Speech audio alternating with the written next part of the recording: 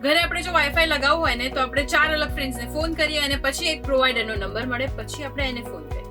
પણ હવે direct પ્રોવાઈડરને phone કરી શકો છો. એના માટે સૌથી પહેલા જતા રહો sancharsaathi.gov.in ઉપર. આની ઉપર જઈને થોડું નીચે સ્ક્રોલ કરશો ને એટલે તમને દેખાશે know your wireline internet service provider. એની ઉપર ક્લિક કરો.